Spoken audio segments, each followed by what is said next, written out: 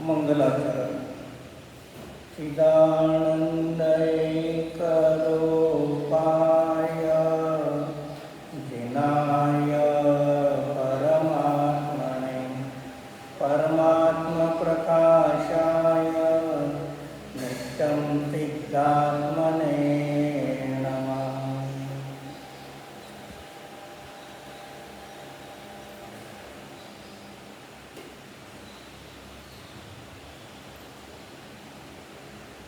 पान नंबर 89,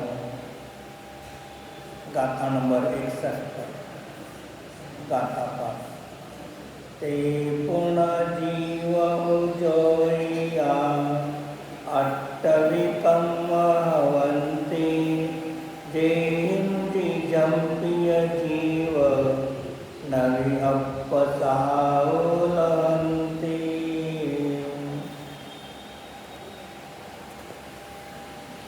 है आठही वे कर्मयोगी आत्मा के साथ जो उसके ढकाय आत्मा पता न आत्म स्वभाव को. आचार्य योगेंद्र देवी परमात्मा प्रकाश आचार्य सिद्ध परमेष्ठी जी आहे त्या सिद्ध परमेष्ठीला नमस्कार करून व्यवहार नयाने निश्चय नयाने आपल्या स्वतःच्या सिद्ध स्वभावातून शुद्ध आत्म्याला जाणून अनुभव करून पर्यायामध्ये सिद्ध अवस्था प्राप्त करण्यासाठी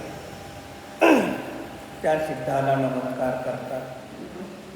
मी मागटल्या गाठीचं तो थोडं राहिलं होतं. एक 4 आराधना है, उसी की भावना के समय साक्षात उपाधि रूप वितराग परमानंद जो मोक्ष सुख उससे अभिन्न ज्ञान आनंदमयी ऐसा निज शुद्ध आत्मा ही उपादेय है, सबल ध्येय है. तो व्यवहारण्याच्या अपेक्षेने 4 प्रकारची आराधना सांगितली. ज्ञान आराधना, दर्शन आराधना, चारित्र आणि तप. याला ज्ञान, श्रद्धा आणि चारित्र या प्रकारे भेद रूपाने 4 प्रकारची आराधना करा. असं असताना सुद्धा पर्यायामध्ये सम्यक अतिंद्रिय आनंद मोक्ष मार्गाची सुरुवात करायची असेल तर अव्याबाद अनंत सुखाला कारणीभूत आपला प्रत्येकाचा स्वतःचा जो शुद्ध आत्मा आहे तो अभेद्रयाने 4 आराधना हे काय पर्याय आहे, कार्य आहे. आणि हे 4 आराधना ज्या द्रव्याच्या आधारे होतात असा स्वतःचा शुद्ध आत्माचा अभिज्ञाने आराधना करण्यासाठी, ध्यान करण्यासाठी एक आत्माच उपादेय आहे. भेदरूप 4 आराधना उपादेय नाही. असं मागटल्या 60 नंबर गाथे सांगितल्यानंतर आता या ठिकाणी 61 नंबर गाथेला आचार्य शीर्षक देतात, आगे वे कर्म 8 है जिससे संसारी जीव बंधे हैं. उन्हें श्री गुरु अपने शिष्य को कहते हैं. महाजीव संसारामध्ये 8 कर्माने कसा आहे, सहित आहे. 8 कर्माने सहित आहे, 8 कर्माने बांधलेला आहे, 8 कर्माच्या द्वारे आच्छादित आहे. असे त्याला अनेक प्रकारचे पारिभाषिक शब्दांमध्ये सांगतात. बांधलेला आहे असा त्याला शिष्याला गुरु उपदेश देतात. जे तुम्ही पर्यार्थिक नयाने आत्ता संसारामध्ये 8 कर्माने सहित बांधलेला आहात. निश्चय नयाने 8 कर्माने बांधलेला नाही, तरीसुद्धा व्यवहारण्याने कर्माने बांधलेले आहात. हे तुम्हाला व्यवहारण्याचं ज्ञान सत्य पाहिजे. जसं गाय म्हशी संध्याकाळी रानातून चरवून येऊन गवळ्याच्या गोठ्यामध्ये थांबतात, तेव्हा गवळी त्यांना दोरीने गळ्यामध्ये दोरी बांधतो. आता ते व्यवहारण्याने कसे आहे, दोरी गळ्यामध्ये बांधल्यामुळे ते बंधनाने बद्ध आहे. ते कुठेही इकडे तिकडे स्वच्छंद फिरू शकत नाही. जे व्यवहारण्याने ते पशु प्राणी जसे बांधलेले आहे. मग निश्चयण्याने जर पाहिलं तर त्यावेळेला ते पशु पक्षी सुद्धा दोरीने बांधले गेले नाही. तर ते पशु तिथे स्वयं कसे आहेत, मुक्त आहेत, बांधलेले नाही. पण व्यवहारण्याने साखळीने दोरी बांधलेली आहे. म्हणून तेवढ्या क्षेत्राच्या बाहेर ते गमन करू शकत नाही. म्हणून त्या अपेक्षेने ते बांधलेले आहेत. आणि व्यवहारण्याने पाहिलं तर तिथे बद्ध आणि निश्चयण्याने आत्मा त्या ठिकाणी बांधलेला नाही. द्वार हे योगी जीव के वे 8 कर्म ही होते हैं जिनसे आच्छादित जीव आत्म स्वभाव को ही प्राप्त नहीं कर पाता है. आता 8 कर्म म्हणजे अनुत्तरित असद्भूत उदाहरणाने जो संसारी जीव आहे तो कसा आहे, 8 कर्माने सहित आहे. एक सामान्य रूपाने कथन. मग संसारामध्ये 2 प्रकारचे जीव आहेत. एक अनंत परमात्मा आहे 13व्या गुणस्थानावरती, आणि पहिल्या गुणस्थानापासून 12व्या गुणस्थानापर्यंत तेही संसारी आहे. मग दोन्हीही संसारी असताना अनंत भगवान 4 कर्मांनी बांधलेले आहे.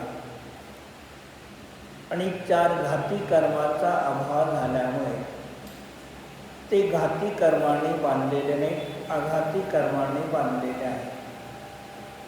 आणि 12व्या गुणस्थानापर्यंत सर्व जीव 8 कर्माने बांधलेले आहेत.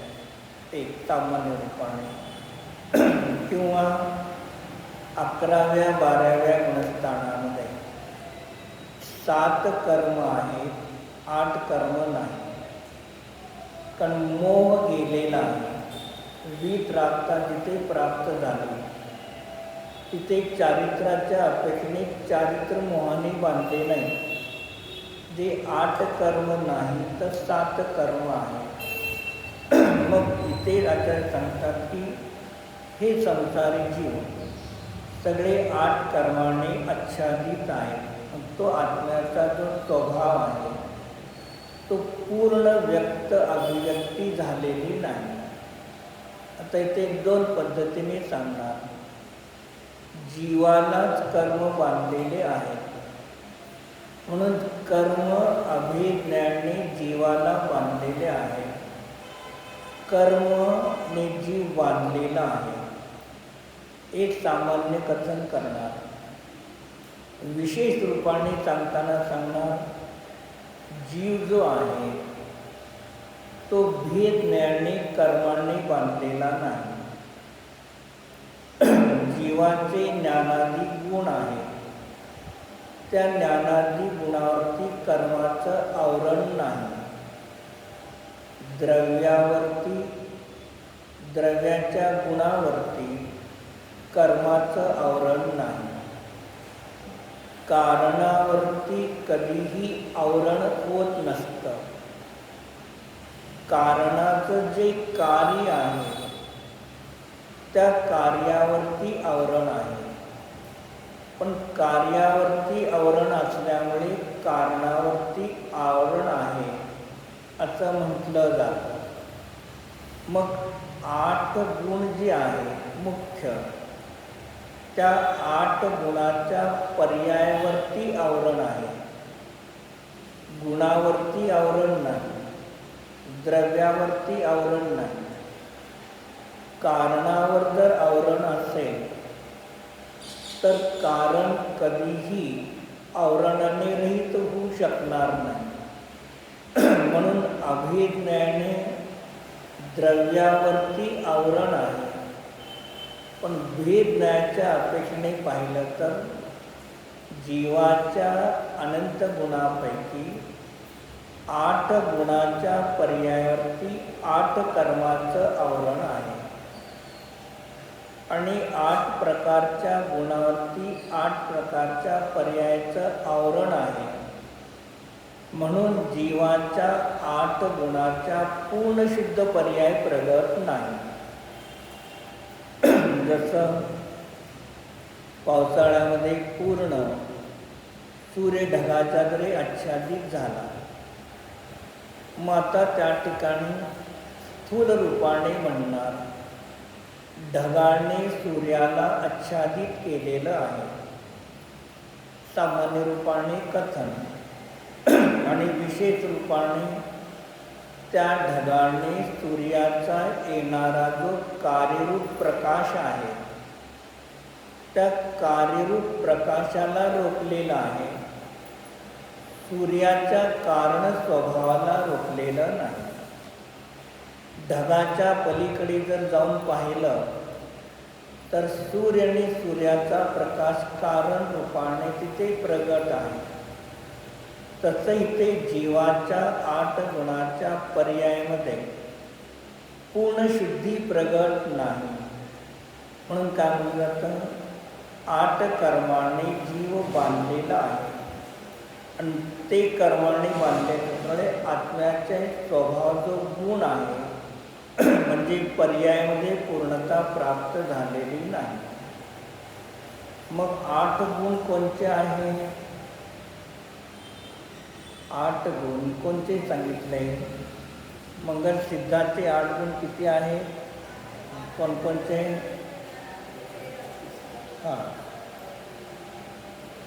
अनंत चतुष्टय आणि बाकीचे 4 अव्याबाधत्व, अगुरुलभत्व, अवघानत्व आणि सूक्ष्मत्व. मग अव्याबाधत्व, अवघानत्व, अगुरुलभत्व, सूक्ष्मत्व हे गुण नाहीत. काय? हे गुण नाही, पर्याय आहे. मग गुण कोणते येतात? दर्शन, ज्ञान, चारित्र्य, वीर्य हे 4 गुण झाले. आणि दुसरे 4 गुण निर्गतित्व, निरायुष्यत्व, निर्गोत्रत्व आणि निर्वेदनीयत्व हे 8 गुण. कोणते? निर्गतित्व, निर्वेदनीयत्व, निरायुष्यत्व, निर्गोत्रत्व हे गुण आहे. मग या गुणाच्या पर्यायावरती आवरण आहे.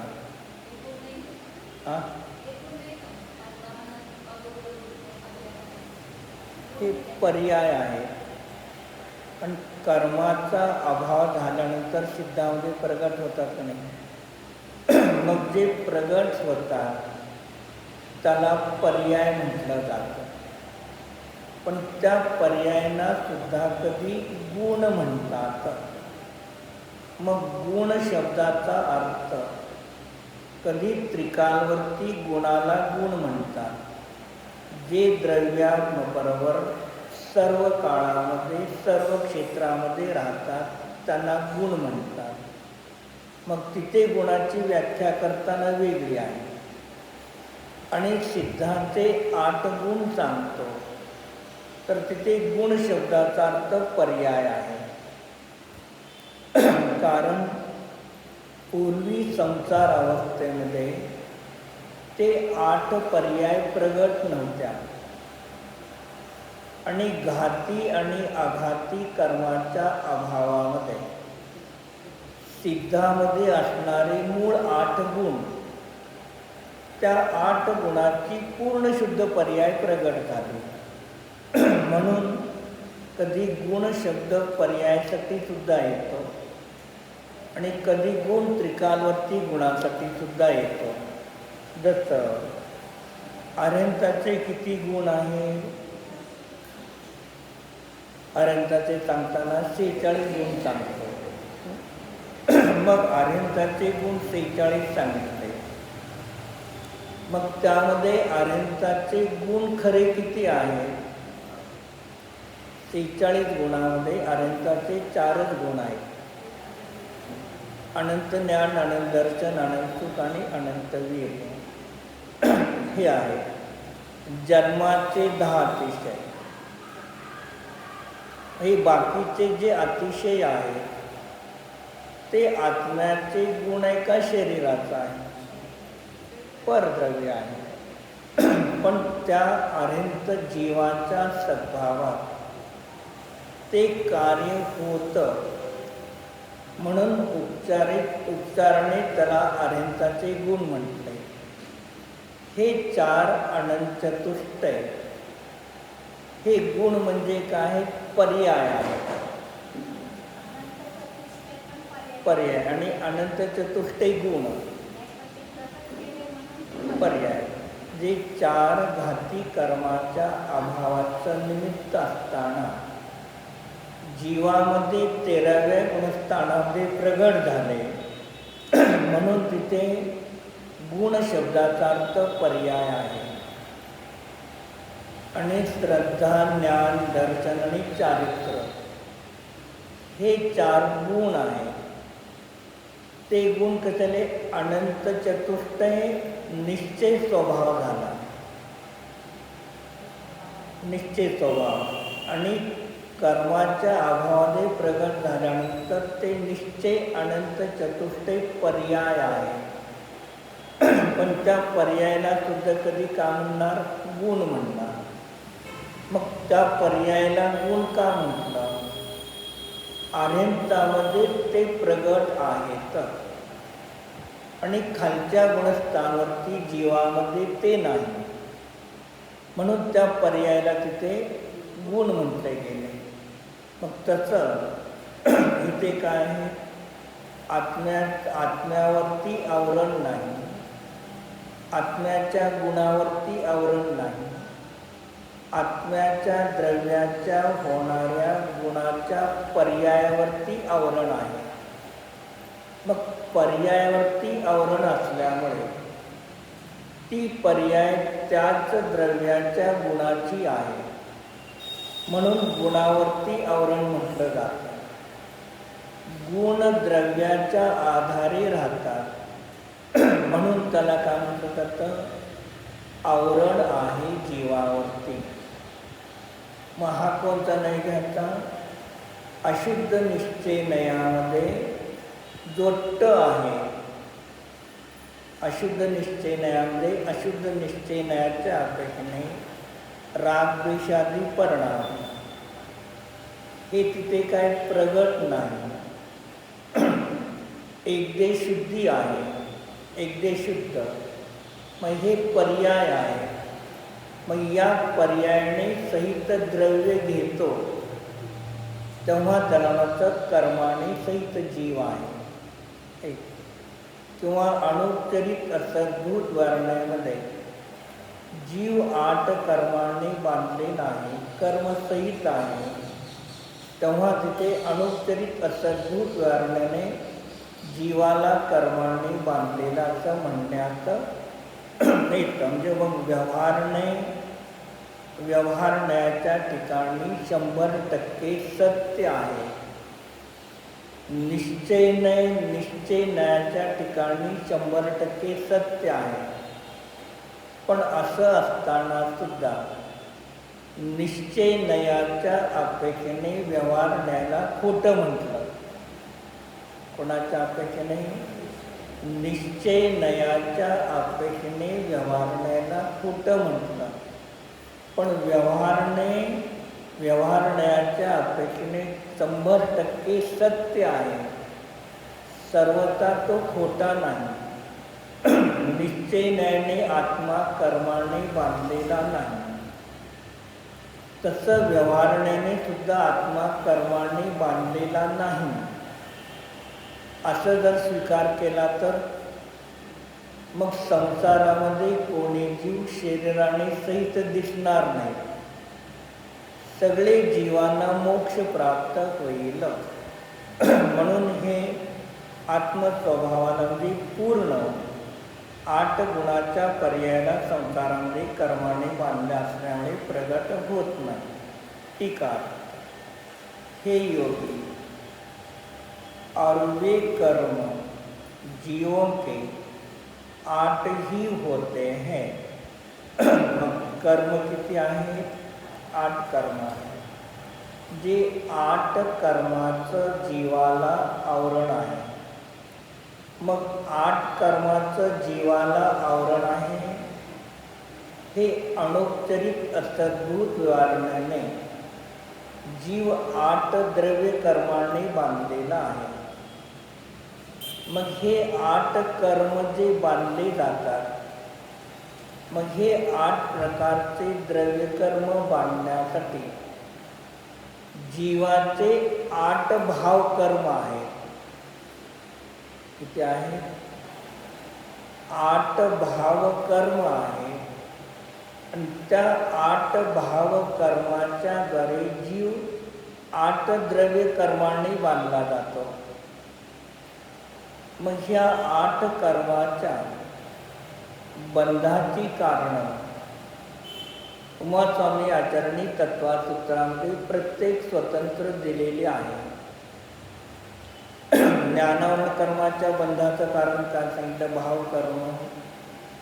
दुसरा, शास्त्र वाचत असेल तर शास्त्र काढून घेणे, शास्त्र वाचत असेल तर शास्त्र वाचू द्यायचं नाही.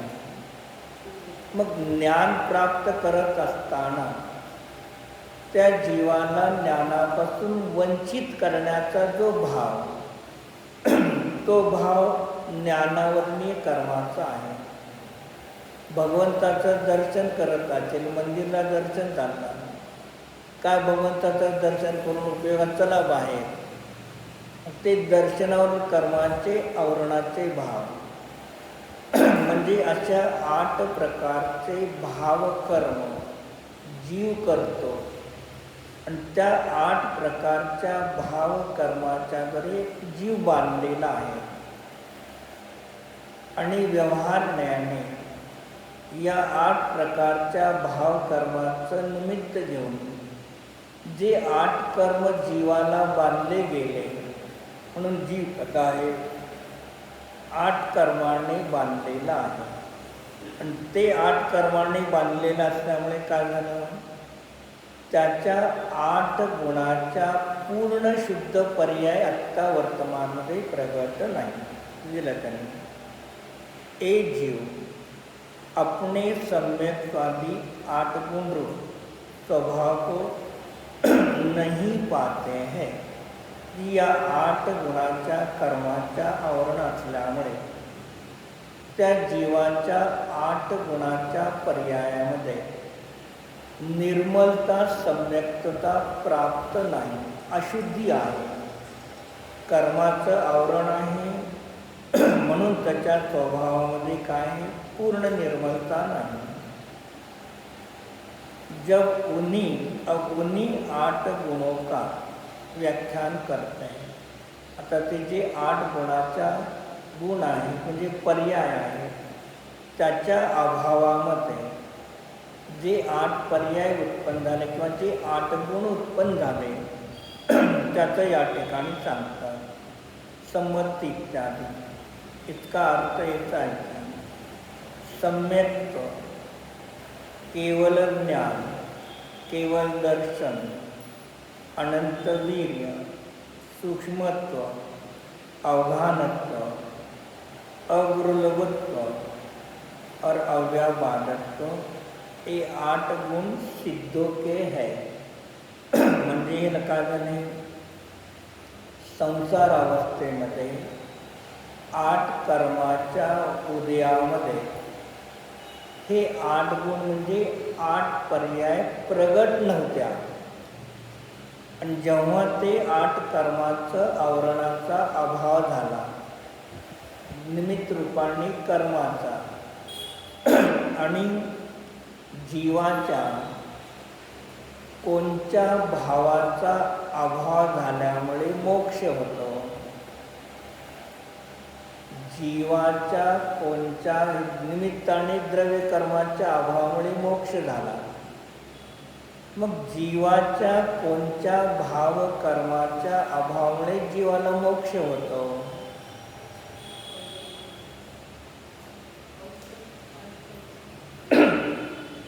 मग उमास्वामी याच्याने कोणतं सूत्र सांगितलं त्याच्यासाठी? जीवाच्या या 8 प्रकारच्या भावाचा अभाव झाल्यानंतर मोक्ष होतो. मग तत्वसूत्रामध्ये तुम्हाला सूत्र सांगितलं 10व्या अध्यायामध्ये.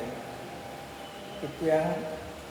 10व्या अध्यायामध्ये आचार्याने सूत्र सांगितलं, जे जीवाला मोक्ष होतो तेव्हा जीवाच्या कोणत्या भाव कर्माचा अभाव होतो? द्रव्य कर्म आहे तर भाव कर्म. मग कोणतं सांगितलं तिथे आचार्याने तत्वसूत्रामध्ये? 10व्या अध्यायामध्ये 3रं सूत्र सांगितलं, औक्षमिकादी भव्यत्वानांच. म्हणजे मग औक्षमिक भाव, शाऔक्षमिक भाव, औदैक भाव आणि अशुद्ध पारणामिक भाव. औक्षमिक, शाऔक्षमिक, औदैक आणि अशुद्ध पारणामिक भाव. शुद्ध पारणामिक भाव नाही, अशुद्ध पारणामिक भाव. म्हणजे एवढ्या जीवाच्या भाव कर्माचा अभाव होतो तेव्हा मोक्ष होतो, किंवा सिद्धामध्ये ते गुण प्रगट होतात, किंवा ते गुण प्रगट होतात तेव्हा या भावाचा भाव कर्माचा अभाव होतो. मग आता तत्वसूत्रामध्ये 2ऱ्या अध्यायामध्ये पहिलं सूत्र कोणतं सांगितलं? 2ऱ्या अध्यायामध्ये पहिलं सूत्र कोणतं सांगितलं? औक्षमिक शायिको भाव मिश्रस्थ जीवस्य स्वतत्वम औदायिक पारणामिकोच्च. म्हणजे जीवाचे असाधारण भाव 5 सांगितले. औक्षमिक भाव, क्षौक्षमिक, मिश्र क्षौक्षमिक आणि औदैक आणि पारणामिक. हे जीवाचे काय झाले? मूळ भाव झाले, म्हणजे जीवाचे भावकर्म. मग या भावकर्माच्या दळे द्रव्य कर्म बांधले जातात. मग त्यामध्ये पारणामिक भाव आहे. मग पारणामिक भावाची व्याख्या काय करतो?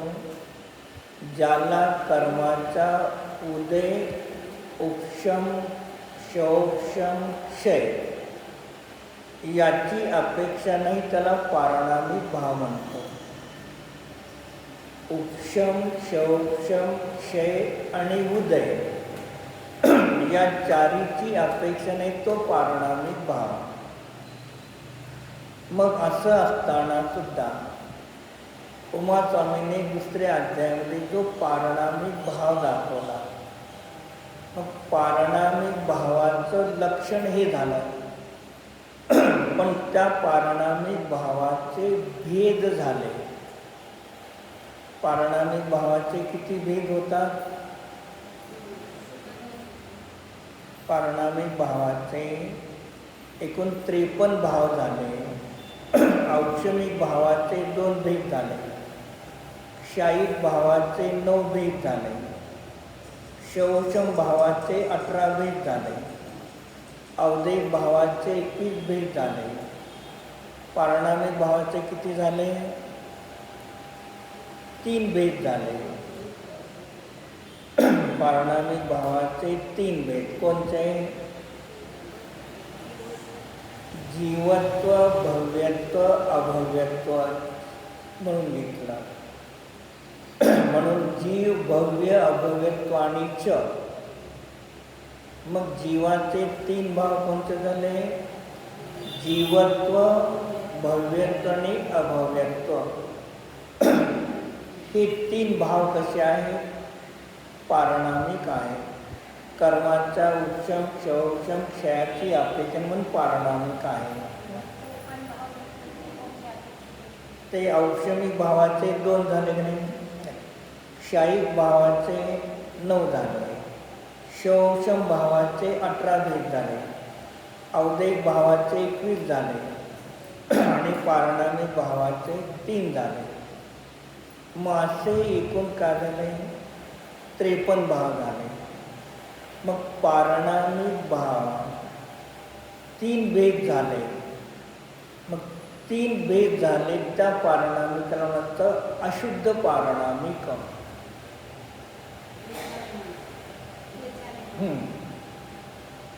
भेदाचं नाव अशुद्धी आहे आणि अभेदाचं नाव शुद्धी आहे. पहिले पारणामिक भावाची व्याख्या सामान्य काय केली? या चारीची अपेक्षा नाही. जे कर्माचा उदय, उपशम, क्षयोपशम आणि क्षय याची ज्याला अपेक्षा नाही त्याला पारणामिक भाव म्हणतात. ही झाली सामान्य व्याख्या. पण जेव्हा पारणामिक भावाचे 3 भेद केले, जीवत्व, भव्यत्व आणि अभव्यत्व, मग तेव्हा ह्याला म्हणायचं अशुद्ध पारणामिक भाव. पारणामिक भाव एक अशुद्ध आहे आणि एक पारणामिक भाव शुद्ध परम पारणामिक भाव आहे. शुद्ध परम पारणामिक भाव आणि पारणामिक भाव. मग शुद्ध परम पारणामिक भाव जो आहे तो नित्य निरावरण असतो.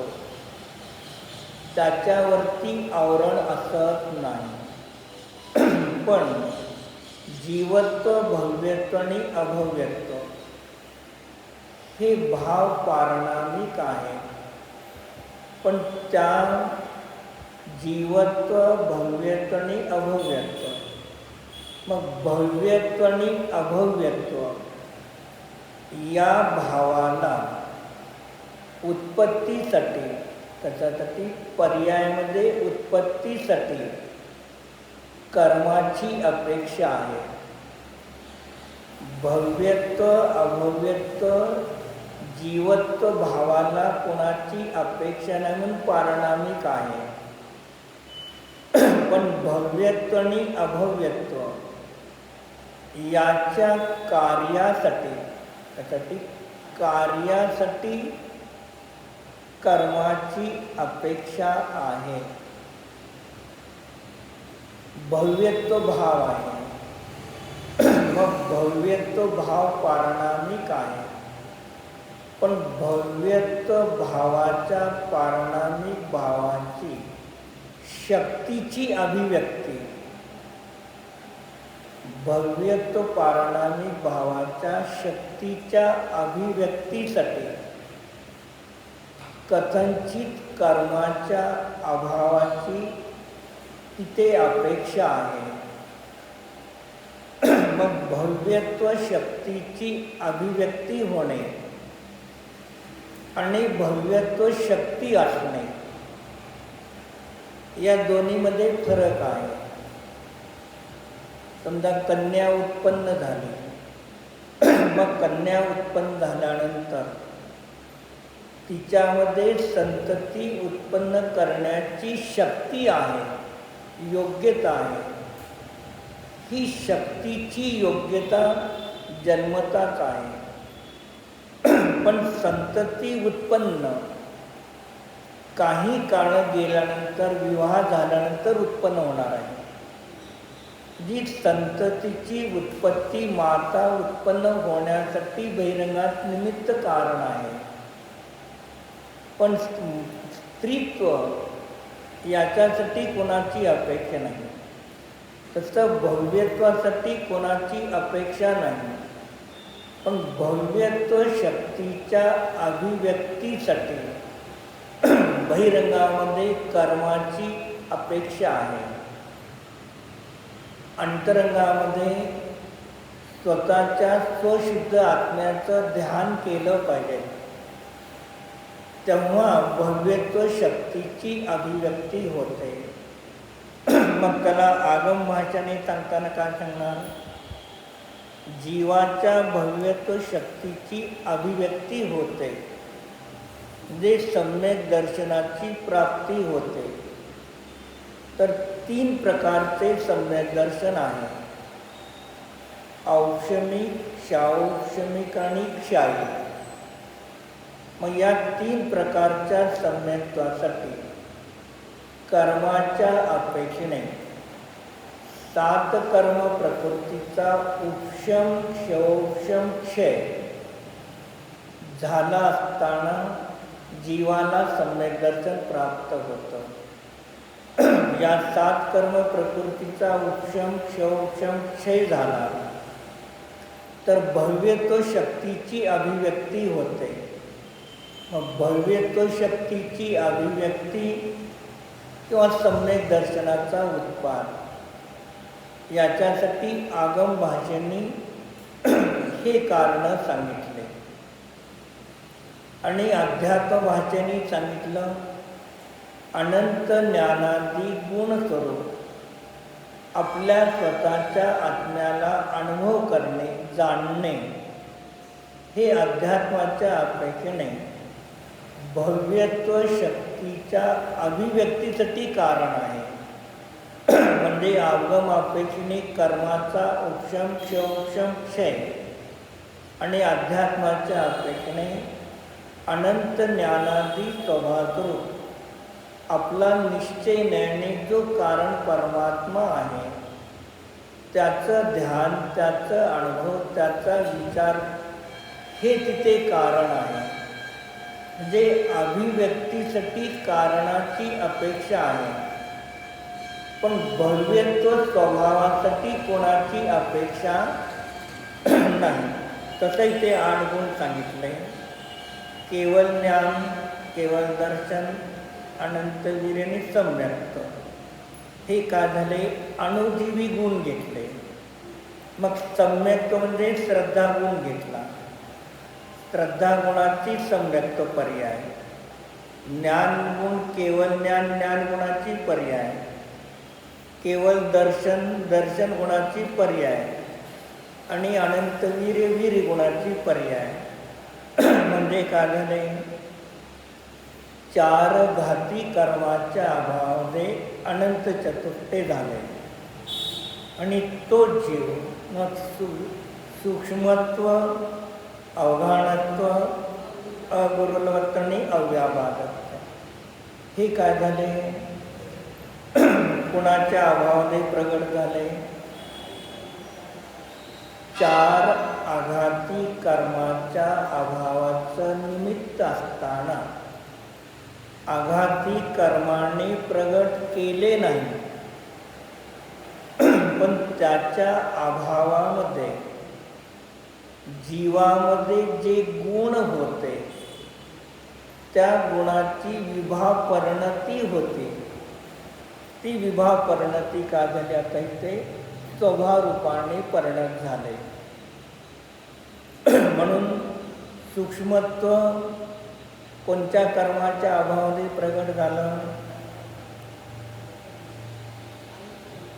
आयु कर्माच्या अभावाने सूक्ष्मत्व प्रगट झालं. अवघाणत्व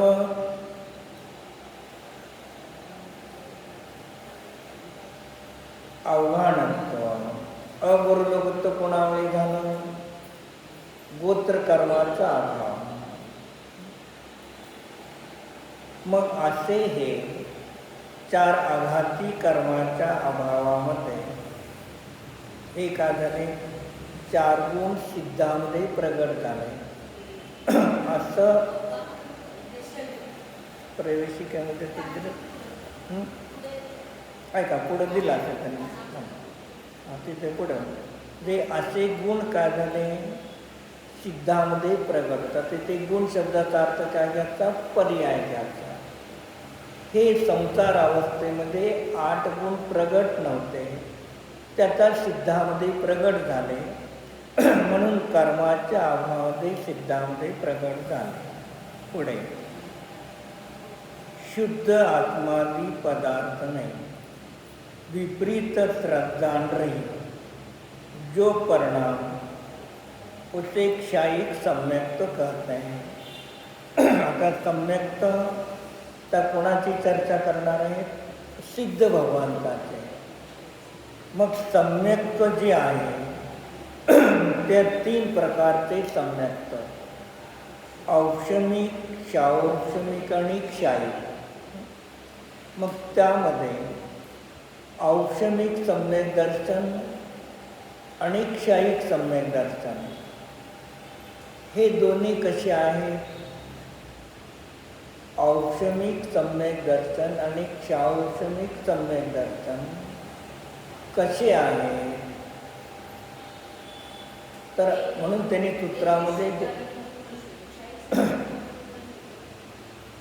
मग त्यांनी सूत्रामध्ये औक्षमिक क्षायिक असं घेतलं. तर मूळ घेताना कसं घेणार, औदैक, औदैक नंतर औक्षमिक, औक्षमिक नंतर क्षाऔक्षमिक, क्षाऔक्षमिक नंतर क्षायिक. हा मूळ क्रम आहे. पण त्यांनी घेताना 4 नंबरला औक्षमिक, क्षायिक, औक्षमिक, क्षायिक, क्षाऔक्षमिक, मिश्र म्हणजे क्षाऔक्षमिक घेतला आणि पारणामिक घेतले, औदैक आणि पारणामिक. मग पहिल्यांदा औक्षमिक आणि क्षायिक का घेतला, मग पहिल्यांदा क्षायिक घ्यायला पाहिजे, औक्षमिक का घेतला. मग औक्षमिक सम्यक दर्शनानंतर क्षाऔक्षमिक सम्यक दर्शन प्राप्त होतं. डायरेक्ट क्षायिक सम्यक दर्शन प्राप्त होत नाही. मग नंतर क्षाऔक्षमिक न घेता एकदम डायरेक्ट क्षायिक का घेतला आणि क्षाऔक्षमिक नंतर 3ऱ्याला घेतला, औदैक 4थ्याला घेतलं आणि पारणामिक 5व्याला घेतलं. मग असा ठेवण्याचा क्रम का आहे, अशी तिथे प्रश्न शंकाकाराने शिष्याने प्रश्न विचारला. क्षायिक निर्मल असताना त्याला पहिल्यांदा घ्यायला पाहिजे. मग त्याच्यापेक्षा विशुद्धी क्षौक्षम सम्यक दर्शनामध्ये आहे आणि औक्षमिक सम्यक दर्शनामध्ये शुद्धी आहे, पण ते सुटणार आहे. मग असं असताना क्रम का बदलला, असे तिथे शंका मांडल्यानंतर मग आचार्याने सांगितलं की अनादि मिथ्यादृष्टी जीव पहिल्यांदा प्रथमशम सम्यक दर्शनच प्राप्त करतो, उपशम सम्यक दर्शनच प्राप्त करतो. म्हणून पहिले औक्षमिक भावामध्ये पहिला औक्षमिक भाव घेतला. मग औक्षमिक भावाचे 2 भेद, एक औक्षमिक सम्यक आणि औक्षमिक चारित्र. म्हणून अनादि मिथ्यादृष्टी पहिल्यांदा प्रथमशम सम्यक दर्शन प्राप्त करतो म्हणून पहिले औक्षमिक भाव ठेवला, नंतर क्षायिक ठेवला. मग हे क्षौक्षम का ठेवला नाही, मग औक्षमिक भाव आणि क्षायिक भाव या दोघांची निर्मलता सारखी आहे. औक्षमिक भावाची आणि क्षायिक भावाची निर्मलता शुद्धी समान आहे. मग दोघांमध्ये शुद्धी समान का आहे, तर काय सांगितलं, औक्षमिक भाव जे औक्षमिक सम्यक दर्शन जेव्हा प्राप्त होतं त्याला तिथे 7 कर्म प्रकृती पूर्ण दबलेल्या असतात, जी एकही प्रकृतीचा तिथे उदय नाही. म्हणून औक्षमिक सम्यक दर्शन पूर्ण निर्मल आहे आणि क्षायिक सम्यक दर्शनामध्ये पूर्ण क्षय आहे.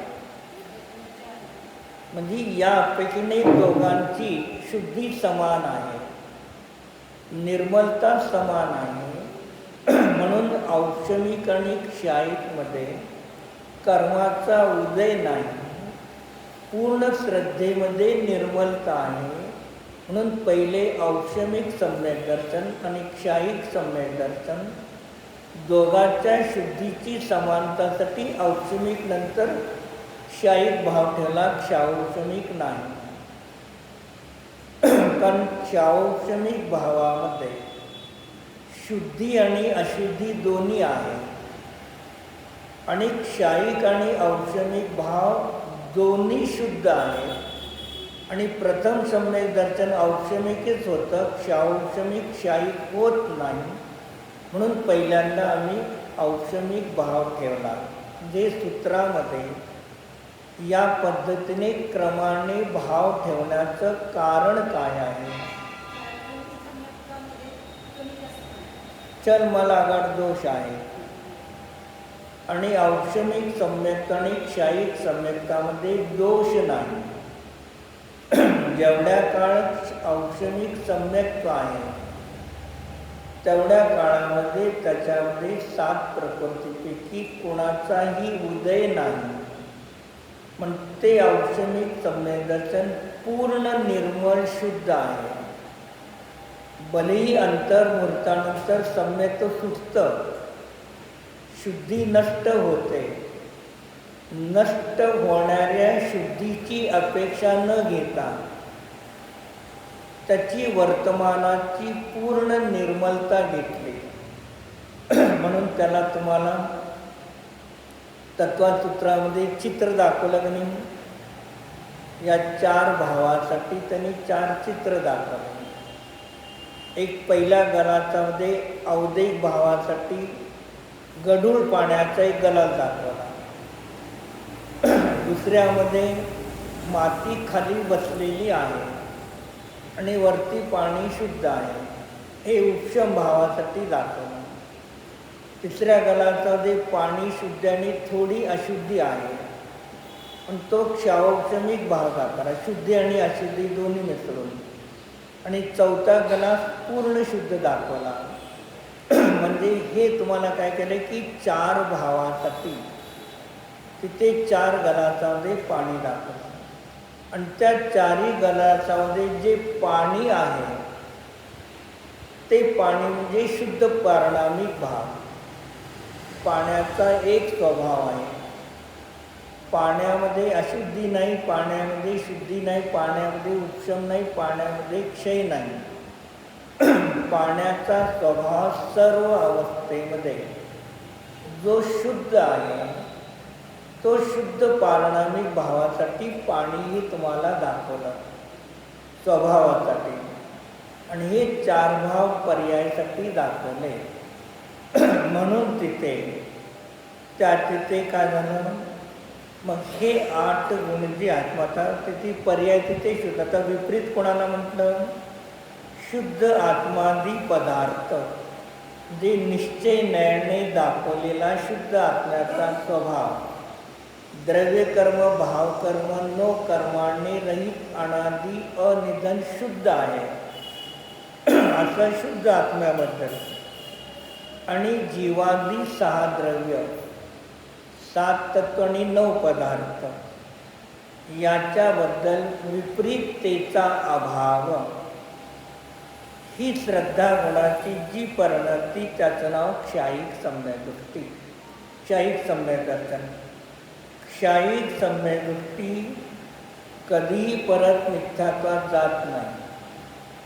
क्षायिक सम्यक-दृष्टीला आश्चर्य कंच नसतं. आपल्याला काहीतरी एखादी नवीन घटना पाहिली, पण एखाद्याने नवीन काही कार्य करून दिसलं, आपल्याला कळतं, आश्चर्य वाटतं, कसं त्याने केलं. मग क्षायिक सम्यक-दृष्टी जीवाला कोणतंही आश्चर्य असत नाही. कारण अशा पर्याय भूतकाळामध्ये अनंत वेळेला द्रव्याच्या झालेल्या आहेत. भविष्य अनंत कालामध्ये अशा अनंत वेळेला पर्याय होणार आहेत. आणि वर्तमानमध्ये अनेक ठिकाणी अशा पर्याय झालेल्या आहेत. म्हणून शाईक सम्यक दृष्टीला आश्चर्य कोणत्या गोष्टीत नसतं. जे स्वतःचा आत्मा 6 द्रव्य 7 तत्व 9 पदार्थ याच्यामध्ये विपरीत अविन्वेषाने रहित त्याचं जे श्रद्धा गुणाचं परिणाम त्याला क्षायिक सम्यक्त म्हणतात. टीका घेतली ना खाली टीकेचा अर्थ शुद्ध आत्मादी पदार्थ में विपरीत श्रद्धा रहित जो परिणाम उसे क्षायिक सम्यक्त कहते हैं. जी क्षायिक सम्यकाच्या श्रद्धा गुणाच्या पर्यायाचं लक्षण काय आहे.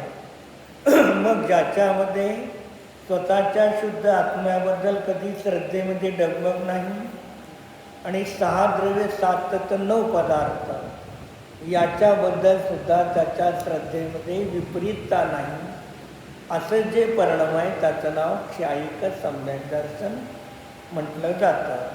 बाकी चर्चा उद्याच्याला पाहू.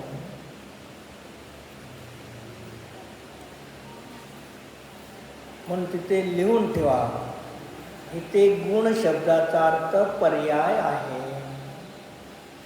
काही ठिकाणी गुण शब्दाचा अर्थ येतो तेव्हा श्रद्धा, ज्ञान, दर्शन, चारित्र, वीर्य, निर्गतित्व, निरायुष्यत्व, निर्वेदनीत्व, निर्गोत्रत्व हे गुण झाले शाश्वत.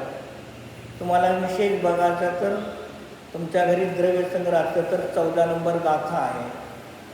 ती 14 नंबर गाथा वाचा, त्याच्यात त्यांनी व्यवस्थित स्पष्टीकरण केलेलं आहे.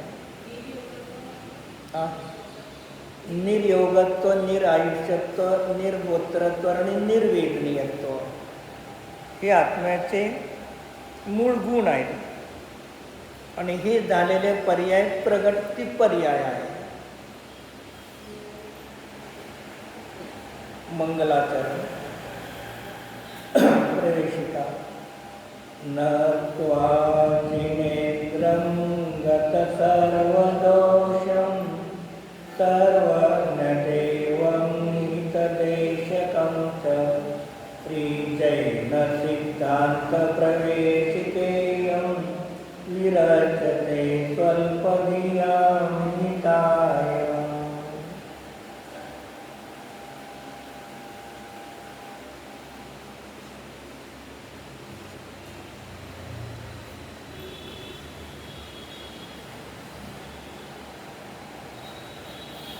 प्रश्न नंबर 34.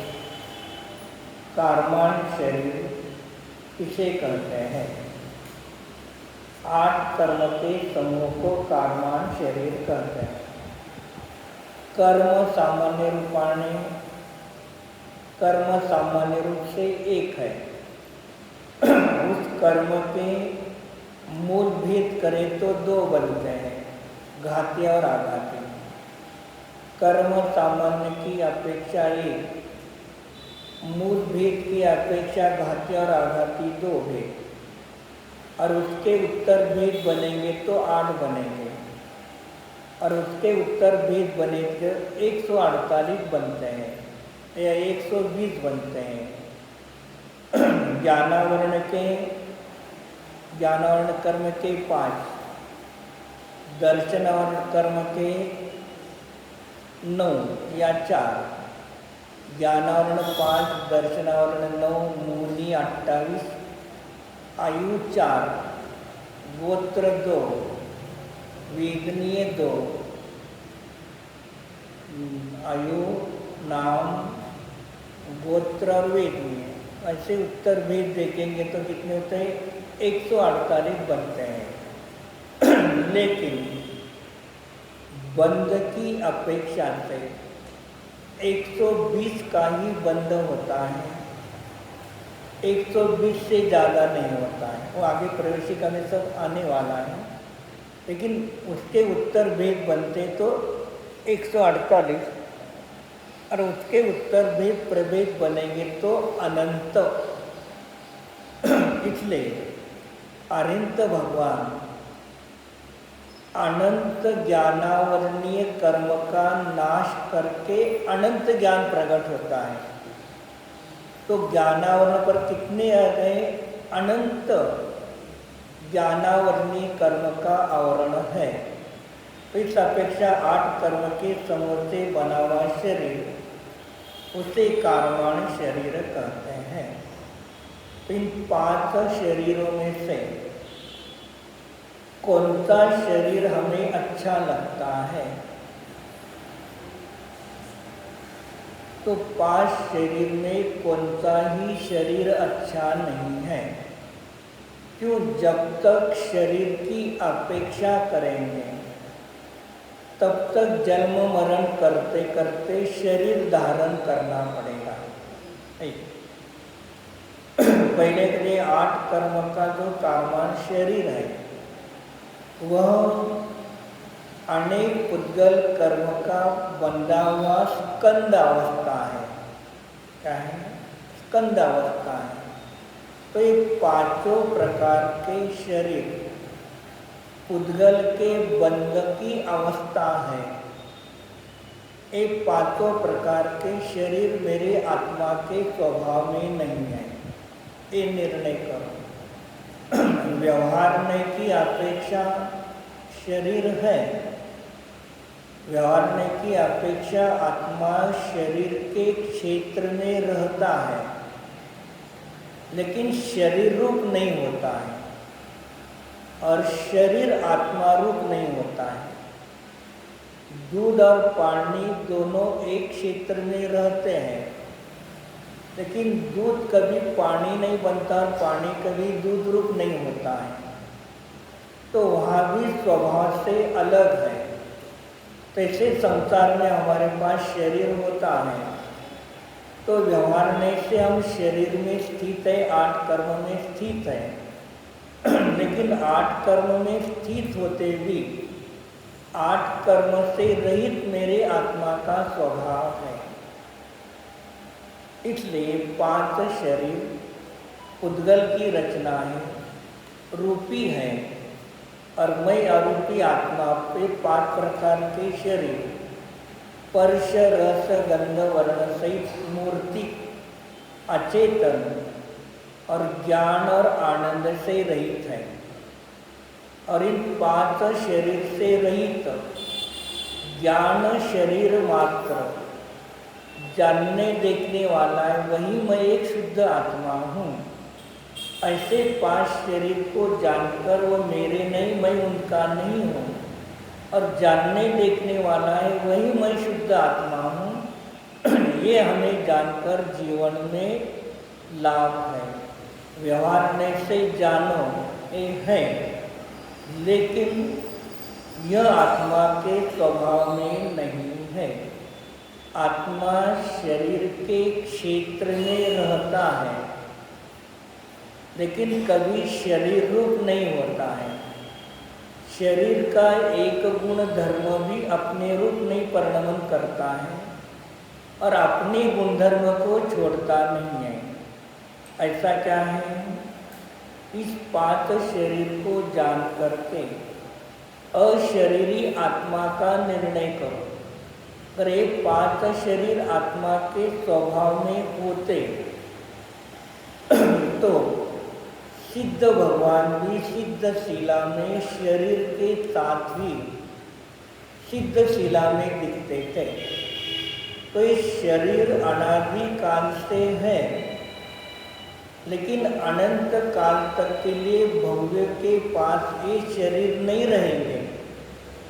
जब भव्य जीव सम्यक दर्शन प्राप्त करके मुनि बनेगा, छपक श्रेणी पर आरूढ़ होगा, अरहंत अवस्था प्राप्त करेगा, और अरहंत अवस्था प्राप्त करके अगले 2 अंतर्मुहूर्त में तीसरा और चौथा शुक्ल ध्यान करेगा, तो चौथे शुक्ल ध्यान के साथ शरीर का अभाव करके आत्मा मुक्ति में जाता है।